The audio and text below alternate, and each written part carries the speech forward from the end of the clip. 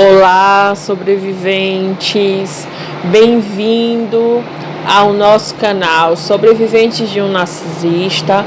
Meu nome é Elda e venho continuar a continuação da história de ontem, como eu conheci a minha sogra narcisista, né? Já contei como eu conheci o Dourado e agora eu vou contar como eu conheci a peça rara da sogra. E só para poder contextualizar, esse canal aqui eu não vou trazer muitos artigos, né? Como eu sempre falei, eu estou colocando os artigos e fazendo repostes de psicólogos e terapeutas no meu Instagram, com o mesmo nome do canal, Sobrevivente de um Narcisista. Tá aí na descrição o link do Instagram, é só você ir lá seguir.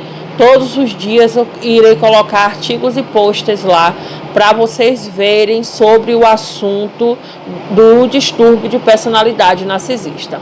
Então, mais delongas, vamos voltar à história.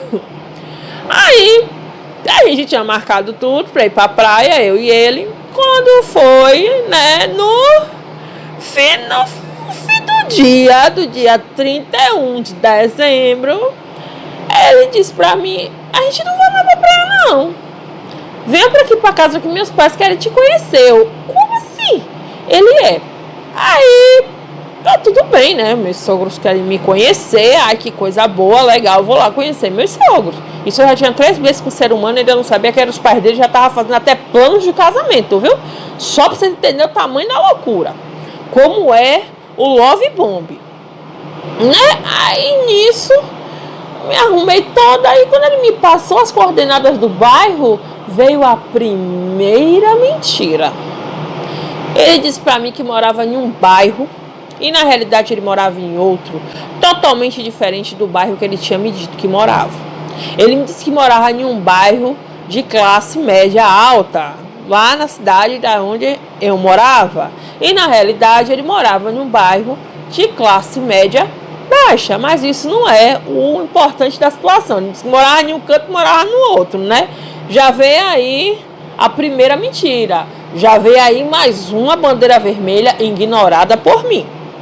Aí peguei o ônibus, né? Fui até o endereço que ele tinha me falado. Peguei 2 coletivos, porque era tão pertinho de onde eu morava. Eu morava mais pro centro da cidade, ele morava mais pro fim do mundo da cidade. Aí eu peguei, arrumei, fui.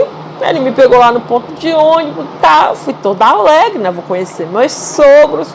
Aí você sabia que eu conheci os 2 satanás de figura de gente.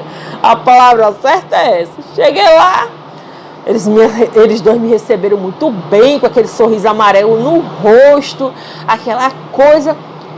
Me encheram de perguntas. Aconteceu um verdadeiro interrogatório. Me encheram de perguntas, onde é que eu morava, quantos anos eu tinha. Na época eu tava com 29 anos, eu digo que eu tenho 29. Pra me olhar de cara torta, né? Eu era 2 anos mais velha do que o príncipe deles, né? Eu tinha 29, o príncipe deles tinha 27. Já me olhar de cara feia. Quando eu contei que tinha 2 filhos, meu pai eterno, a cara foi pior ainda. E quando eu contei que tinha um de 15, a cara foi pior 2 vezes. Porque na época o meu filho mais velho tava com 15 anos e o do meio, né, tava na época com 4 anos. Foi 4 anos. Aí quando eu disse, pronto, tomou um susto. Como assim? Ela tem 2 filhos, um filho já adolescente. Pronto, ali já começou já aqueles tratamentos mais ríspidos, né? Chamando ele toda hora no canto, vem cá, e me deixando de canto lá, sendo que eu não conhecia ninguém da família. Eu já fiquei assim, Aí a velha, para poder ver quem eu era de verdade, ela sabia que eu fazia parte de uma religião diferente da dela, né? E eu não sabia que ele era evangélico. Ele disse para mim que não tinha religião. E eu fazia, na época, parte da igreja SUD, Santo dos Últimos Dias, ou melhor, dizendo que muita gente conhece como Mormons. Eu fazia parte da igreja Mormon. E ele fazia parte de outra religião. E quem conhece a Igreja de Jesus Cristo dos Santos dos Últimos Dias sabe que é um pouquinho mais rígida. E aí, quando eu disse pra ela que ela já começou a falar mal da minha da religião, que na época eu participava, que o fundador era isso, era aquilo, começou a falar mal. E que a religião dela que era certa, que o Jesus dela era o Jesus certo. Já começou ali. Aí ela virou assim pra mim: bora passar a virada do ano na igreja? Eu digo: bora, normal. Eu sou de outra religião, mas não tem problema de ir pra sua igreja. Aí fui com ela, né? Chegou lá, todo mundo se ajoelhou, normal. Ela achou estranho porque eu não me ajoelhei. Eu fiquei sentada, né? Porque a religião que eu praticava não tinha essa coisa de ficar ajoelhado em público. Que diz que naquela época lá que eu frequentava, dizia que você tem que fechar a porta do teu quarto e em particular você e Deus, você se ajoelhar e falar com ele. Aí eu não achava certo aquilo ali, né? Ela ficou me olhando já de cara feia. Aí quando foi que acabou a festa, ela começou a falar não sei o que lá com a bispa dele lá. A bispa dele me chamou, aí perguntou se eu era incrédula. Aí eu digo: não, eu tenho religião, eu sou da Igreja de Jesus Cristo dos Santos dos Últimos Dias. A bispa também já me olhou com a cara feia. Você vê o contexto que essas pessoas viviam. Isso, a sogra já não gostou de mim.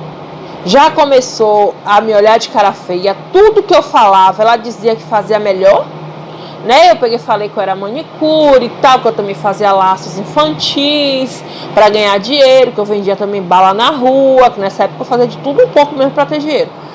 Aí ela começou a falar que ela já trabalhou de tudo, ela falava como ela fosse superior, que ela fazia melhor e que ela não dormia direito de noite, que à noite ela acordava para orar, tudo que eu falava ela botava em patamar mais superior. Isso eu já fui estranhando, mas mesmo assim, achei, sei lá, eu tava querendo não namorar com a mãe, namorar com o filho, né? Tava com o filho, não era com a mãe, não tava nem aí, né? Tava nem ligando. Mas eu não sabia o domínio que a mãe tinha sobre o filho. Aí quando foi no dia certo, eu dormi lá. Aí ele dormiu na parte do beliche de cima, eu dormi no beliche de baixo. Toda hora a velha entrava no quarto, junto com o velho, pra ver se a gente estava fazendo alguma coisa errada. Como é que eu ia desrespeitar o lado dos outros? Nunca que eu ia desrespeitar, né? Mas toda hora ela entrava no quarto. Foi a noite inteira isso. No dia seguinte teve o almoço, os familiares estavam lá. Ele botou um filme pra gente assistir. Toda hora a mãe dele chegava na sala, eles estavam lá na área, todo mundo reunido, a gente estava assistindo o filme. Toda hora ela vinha: e vamos pra lá, ficar todo mundo, que não sei o que. Aquela agonia o tempo inteiro. Até quando chegou a noite eu fui embora, né? Eu fui embora praticamente chotada.Ela dizendo: vamos essa mulher embora, que leva essa mulher embora. Ela pensou que eu não escutei. Aí eu não entendi nada. Ele falou: tem que te levar, não sei o que. Isso já era quase 11 horas da noite, eu saí de um bairro para o outro, que eu ia levar cerca de 2 horas e meia para chegar em casa, sendo que ele me disse que eu ia, disse: não, você traga a roupa que você vai dormir aqui dia 31 e dia 1º, dia 2 eu te levo para casa. Quando foi dia 1º de noite, a velha tava mandando foi embora, gente. Eu tava me expulsando, não me dizendo diretamente, né, mas falando pro filho dela. Depois disso fui para casa, aí vai vir a próxima continuação dessa história. Amanhã eu conto para você a outra parte. O dia que a sogra ligou dando piti porque ele estava comigo no motel. Então o que é que eu tenho para falar para vocês?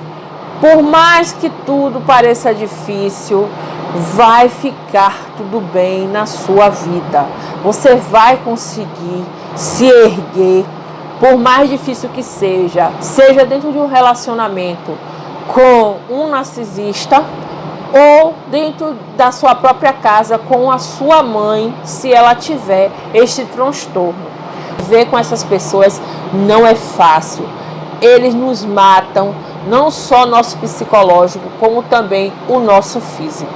Tá bom? Muito obrigada a todos, até a próxima e vai ficar tudo bem.